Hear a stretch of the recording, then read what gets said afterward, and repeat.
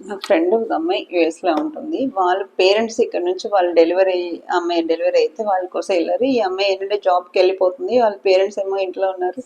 మా అన్నయ్య ఫోన్ చేశారు, ఏంట్రా ఎలా ఉన్నావురా అని చెప్పి. నేను మాట్లాడుతూ ఉన్నాను, ఏంటంటే కబుర్లు అంటే, ఏముందిరా కబుర్లు, ఇక్కడ కబుర్లు ఏముండదురా, కనీసం ఎదుటి వాళ్ళని చూడాలన్నా చూడలేం. గోడల్లో పల్లీలు వస్తున్నాయి, కనీసం పల్లీలైనా చూసుకుని ఏదైనా కబుర్లు చెప్పుకున్నా బల్లి కూడా కనపడదు, దోమ కనపడదు, చీమ కనపడదు, ఏం కనపడదు. నేను ఈ బుడ్డని తీసుకుని డైపర్ వేసుకోవడం, అది ఎప్పుడు తాగిందా, తాగిన తర్వాత డౌన్లోడ్ తర్వాత క్లీనింగ్ తర్వాత అప్లోడ్, ఇదే కార్యక్రమాలు. వాళ్ళేమో వాళ్ళ ఆఫీస్లో అదే పని చేసుకున్నా, నేనేమో ఇంట్లో ఇదే పని చేసుకున్న తర్వాత వండేమో, పెట్టామో, కడిగేమో, తుడిచామో, పడుకున్నామో, మళ్ళీ పొద్దున లేసాము. ఇది రొటీన్ లైఫ్ నానా అని.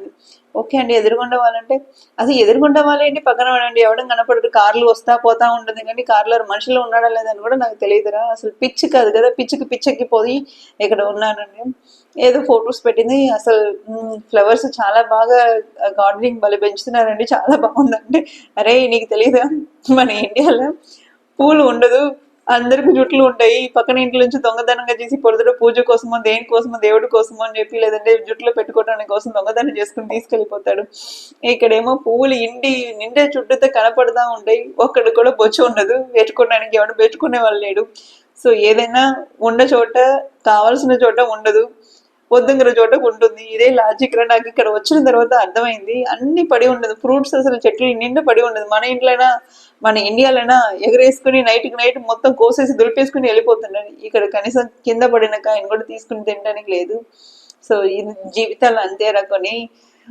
ఏదో అనుకుంటాం కానీ డబ్బులు ఉంటే ఇండియాలో బతకటమే సుఖం. కానీ ఇక్కడ వచ్చి డైపర్ డ్యూటీ లేదని చేయలేక, ఒంటరి పోరాటం చేయలేక చచ్చిపోతున్నాను.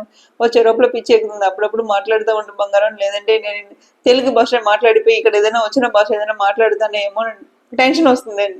నిజమే కదండి, డబ్బులు ఉంటే ఇండియా కంటే గొప్ప దేశం ఏదైనా ఉందా? మనం అనుకున్న వాళ్ళకంటే ఇంకా ఎవరైనా ఉన్నారా? మన వాళ్ళు ఇక్కడనే ఇంట్లోనే ఉండాల్సిన అవసరం లేదు. ఇక్కడ నుంచి 10 కిలోమీటర్ల దూరం ఉన్నా, 15 కిలోమీటర్లు ఉన్నా, 100 కిలోమీటర్, 200 కిలోమీటర్లు ఉన్నా మన వాళ్ళు లోకల్లో ఉన్నారు. మన అందుబాటులో 6 గంటలు కాదు 2 గంటలన్నా వచ్చేస్తాను ఒక నమ్మకంగా బతుకుతున్నాం కదా. ఆ నమ్మకం కదా ఎంత దూరంలో ఉన్నా రాదండి.